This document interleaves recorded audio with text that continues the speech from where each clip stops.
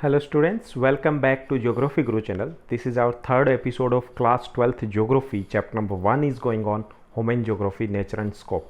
मानव भूगोल, प्रकृति तथा विशेषता। आज का जो हमारा लास्ट एपिसोड है इसमें हम इम्पोर्टेंट टर्म्स हैं वो करने वाले हैं। इम्पोर्टेंट टर्म्स हैं वो है जो विचारधारा है भूगोल की, वो करने वाले हैं। अलग अलग विचारधाराएं जिनके बारे में आपने थोड़ा पढ़ा होगा या सुना होगा, प्रकृतिवाद या नियतिवाद है, संभववाद है और नवनिश्चयवाद या फिर रुको और जाओ निश्चयवाद।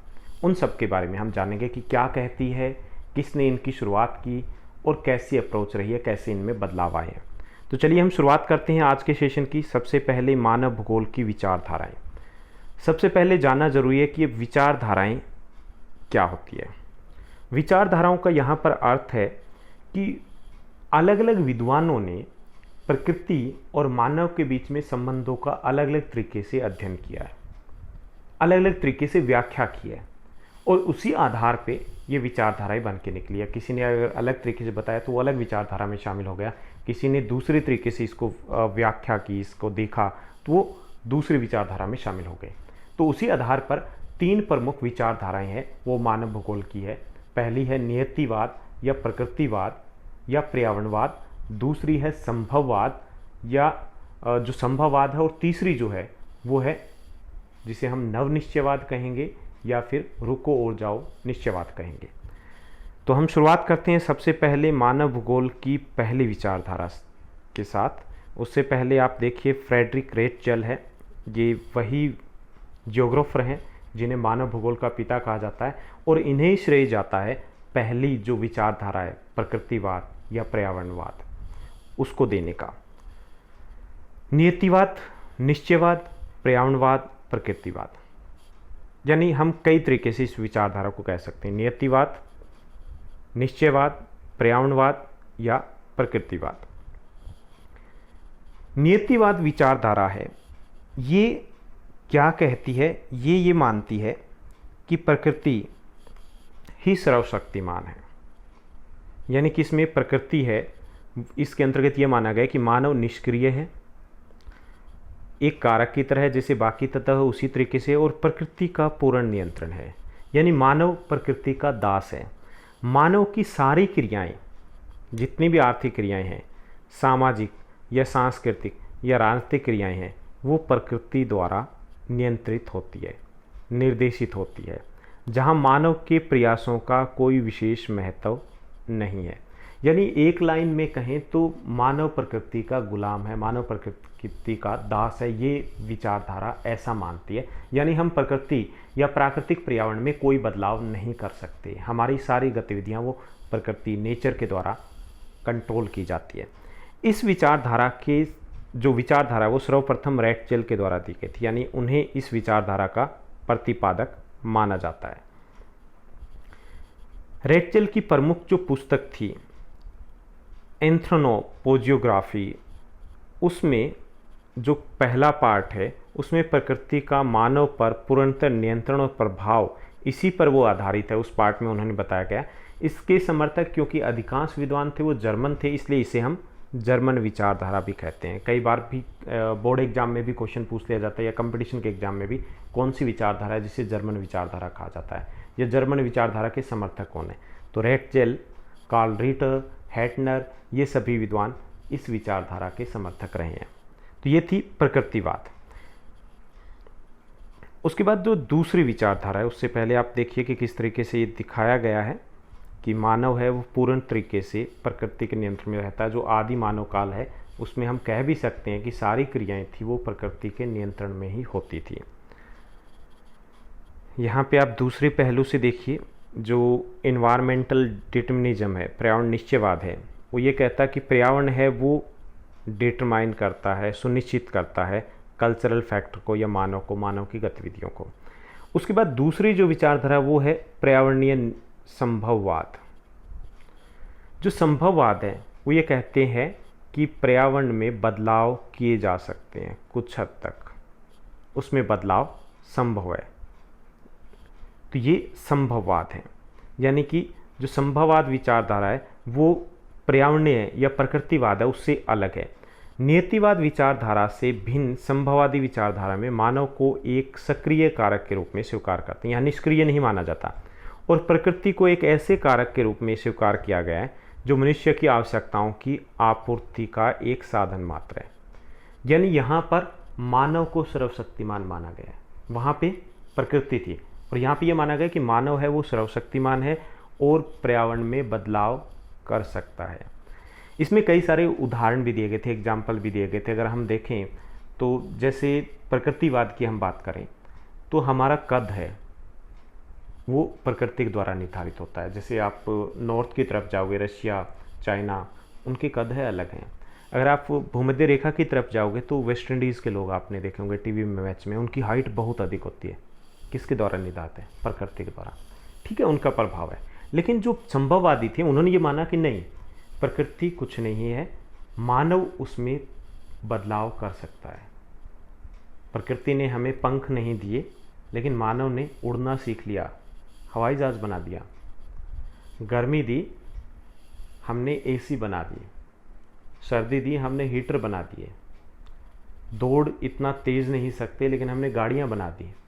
तो उन्होंने कहा कि मानव है वो पर्यावरण में बदलाव कर सकता है, और प्रकृति है वो आवश्यकता पूरा करने का एक साधन मात्र है।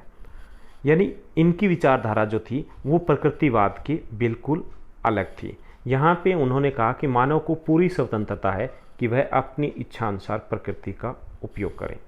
संभववादियों के अनुसार प्रकृति नहीं बल्कि मानव श्रेष्ठ है। एक लाइन में जैसे हमने कहा कि वहाँ पे है मानव प्रकृति का गुलाम है, ये कहना था नियतिवादियों का। संभववादियों का कहना है कि मानव श्रेष्ठ है, प्रकृति नहीं, वो उसमें इच्छा अनुसार बदलाव कर सकता है। मानव प्रकृति का उपयोग करने में, संसाधनों का उपयोग करने के लिए आज़ाद है, स्वतंत्र है, और उसे प्रकृति के लिए ऐसा कुछ सोचने की आवश्यकता नहीं है, कोई इस प्रकार की बाधा नहीं है। क्योंकि इस विचारधारा के अधिकांश समर्थक थे वो फ्रांसीसी थे, इसलिए इसको फ्रेंच विचारधारा भी कहा जाता है, फ्रांसीसी विचारधारा भी कहा जाता है। इसके प्रमुख समर्थक जो थे उसमें डेला ब्लांस, फेब्रे, हेटनर इत्यादि शामिल थे। यहाँ पे आप पिक्चर देख पा रहे होंगे, ये ब्लांस का है जिन्होंने इस विचारधारा का समर्थन और प्रतिपादन किया था। अब तीसरी विचारधारा है जो भूगोल की है, जिन्होंने मानव और प्रकृति के बीच संबंध है उनको एक और अलग नज़रिए से देखा।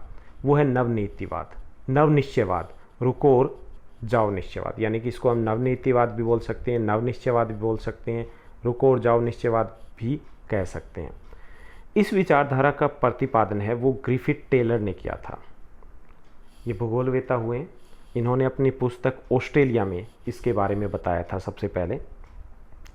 ग्रिफिथ टेलर ने अपनी पुस्तक ऑस्ट्रेलिया में नवनियतिवाद विचारधारा का प्रतिपादन किया था, जो नियतिवाद और संभववाद विचारधारा है उनके समन्वय, उनके तालमेल पर आधारित है, यानी कि बीच का रास्ता देती है। इसमें ग्रिफिथ टेलर ने माना था कि भूगोल न तो नियतिवादी है और न ही संभववादी है, मानव जो है वो बीच में है। न तो प्रकृति सर्वश्रेष्ठ है और ना ही मानव सर्वश्रेष्ठ है, बल्कि बीच का रास्ता ही बेहतर है। इसके अनुसार प्रकृति और मानव दोनों में कोई श्रेष्ठ नहीं है, ना ही कोई गौण है यानी कि कमज़ोर है। ये दोनों एक दूसरे के पूरक हैं और सामंजस्य की आवश्यकता है। कुछ हद तक प्रकृति है वो हमारी गतिविधियों को प्रभावित करती है। जैसे मैंने बताया, आप चाइना की बात करोगे, उनकी आंखें हैं अलग होती है, किससे निर्धारित है? प्रकृति से। हम मौसम बदलने के साथ साथ हम अपने कपड़े बदलते हैं, अलग कपड़े पहनते हैं, ऊनी पहनने पड़ते हैं सर्दियों में, किससे निर्धारित है? प्रकृति से। मानव भी बदलाव कर सकता है, लेकिन एक सीमित समय के लिए या सीमित ढंग से कर सकता है। ठीक है, उड़ना सीख लिया, लेकिन हर कोई नहीं उड़ सकता, उसी को ही हमें प्रयोग करना पड़ेगा, और उसमें भी बाधाएं हैं, मौसम की बाधाएं रहेगी। हम ठंडा कर सकते हैं, लेकिन किसको ठंडा कर सकते हैं? हम कमरे को ठंडा कर सकते हैं एसी का प्रयोग करके, लेकिन हम ये नहीं कि अगर लू चल रही है, गर्म हवाएं चल रही है तो उसको हम बदल देंगे। तो इस विचारधारा ने एक बीच का रास्ता दिया, और उन्होंने कहा कि न तो मानव श्रेष्ठ है और ना ही प्रकृति श्रेष्ठ है, और ना ही कोई गौण है। दोनों ही एक दूसरे के लिए पूरक है, दोनों ही विकास के लिए, आगे बढ़ने के लिए ज़रूरी है। तो ये तीसरी महत्वपूर्ण विचारधारा थी जिसको सर्वमान्य विचारधारा भी कहा जाता है। संभववादियों के अतिवादी दृष्टिकोण, यानी कि संभववादी भी अतिवादी दृष्टिकोण था, उसी तरीके से विकास की प्रक्रिया में प्रकृति के नियमों की अवहेलना, जो संभववादियों ने कहा था कि प्रकृति है वो कुछ नहीं है, सिर्फ हमारी आवश्यकताओं को पूरा करती है, उसके संदर्भ में टेलर ने चेतावनी दी। उन्होंने कहा कि यदि विकास की प्रक्रिया में प्रकृति के नियमों को अवहेलना की तो इसके गंभीर परिणाम भुगतने होंगे। थोड़ा सा भी अगर बदलाव करने की हमने कोशिश की तो उसके परिणाम है, यानी हम जहाँ तक प्रकृति है उसी में सीमित रहें तो ठीक है।